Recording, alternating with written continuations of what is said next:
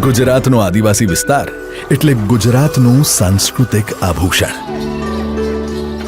દક્ષિણમાં સહ્યાદ્રીની પર્વતમાળામાં વિકસેલો ડાંગ જિલ્લો હોય કે સાતપુડાની ગિરિમાળાઓની વચ્ચે આવેલ રમણીય નર્મદા જિલ્લો હોય કે પછી વિંધ્યાચલ, અરવલ્લી અને સાતપુડા ત્રણેય પર્વતમાળાના સંગમ સ્થાને આવેલો દાહોદ જિલ્લો હોય. વર્ષા ઋતુમાં અહીંની સુંદરતા દરેકને આકર્ષિત કરે છે. અહીં લીલીછમ ધરતીને મળવા આવતા આભમાંથી ઉતરેલા વાદળો અને વાદળોને ભેટતા ઉતુંગ પર્વતોનો અદ્ભુત નજારો ખરેખર મનભાવક છે.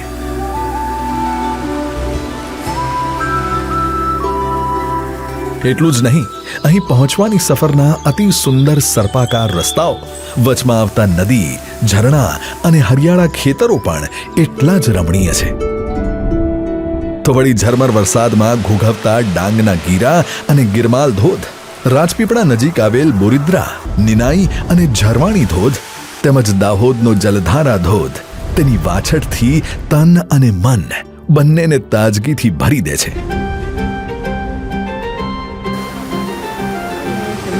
ચોમાસામાં ગાઢ જંગલોમાં ગુજરાતની વિવિધ ઇકો ટુરિઝમ સાઇટમાં રહેવાનો અનુભવ જ આહલાદક છે.